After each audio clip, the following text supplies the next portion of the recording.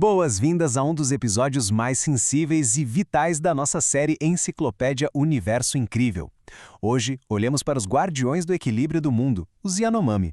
E antes da gente mergulhar de cabeça nos detalhes dessa explicação, por favor, deixem aquele like e se inscrevam no canal. Esse apoio é fundamental para ajudar na divulgação da cultura indígena e espalhar essa mensagem que precisa chegar a mais pessoas. Bom, vamos lá!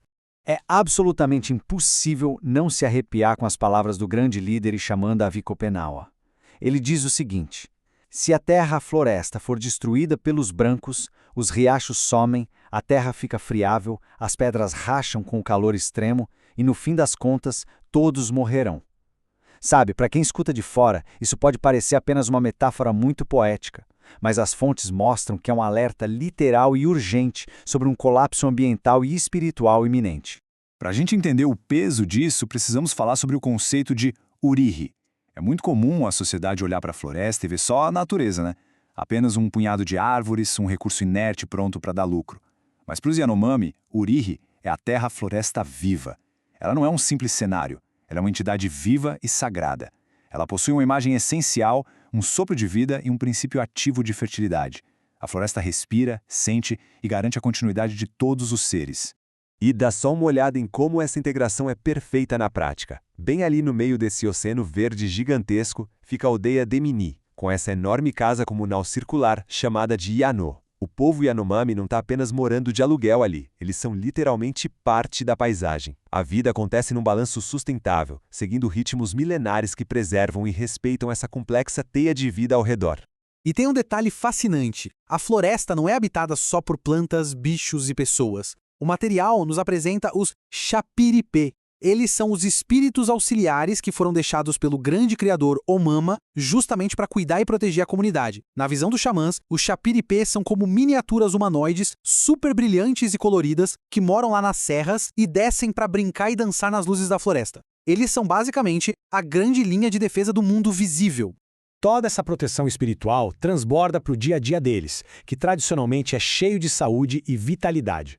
Eles realizam grandes expedições coletivas de caça na mata e organizam banquetes imensos, como esse momento de preparo cerimonial da pupunha. E não é só uma festinha comum, tá? Essas festas grandiosas são os alicerces que mantêm as alianças entre as diferentes aldeias e asseguram a paz espiritual com a própria floresta. Agora, quem faz a ponte fundamental entre o mundo físico das aldeias e os protetores Chapiripê são os xamãs, os famosos pajés. Eles formam o verdadeiro pilar da sociedade Yanomami. Através do pó de Yankuana, o xamã entra num transe profundo, e é assim que ele consegue chamar e negociar com esses espíritos invisíveis. Sem os xamãs para convocar os Chapiripê, a comunidade inteira fica completamente indefesa.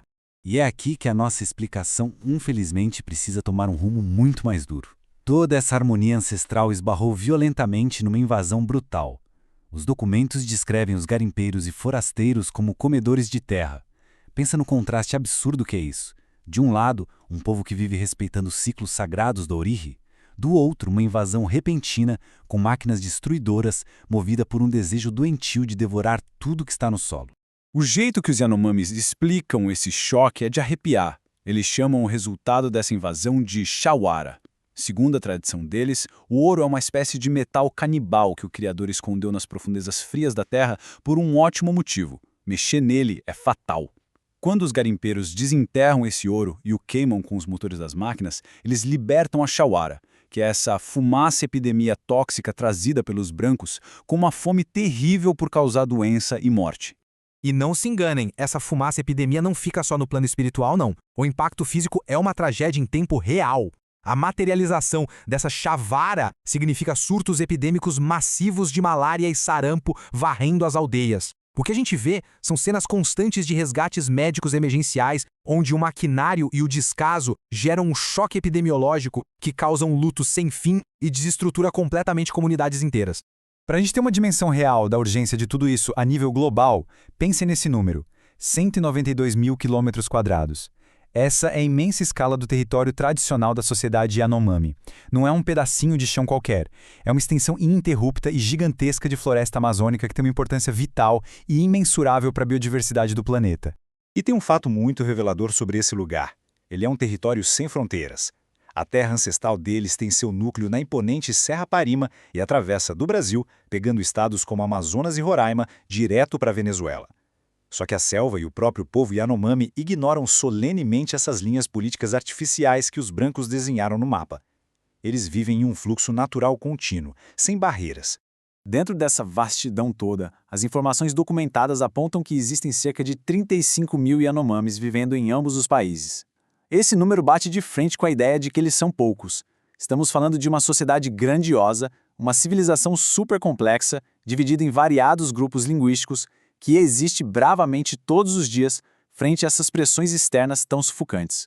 O que nos leva diretamente de volta para o centro daquele alerta cosmológico. Os registros contam que são os pajés que, junto com os espíritos Chapiripê, sustentam o peso do próprio céu. Se essa epidemia de garimpo acabar matando o último xamã, os espíritos vão ficar órfãos. Enfurecidos, eles vão se vingar rasgando o céu em pedaços. Tudo, as estrelas, o sol, a vida, tudo seria esmagado num colapso absoluto.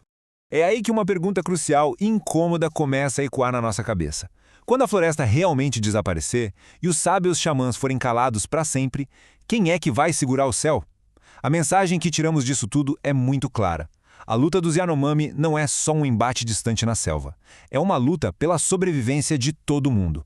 Eles seguram o céu sobre as cabeças de todos nós, garantindo as chuvas, o clima e a vida.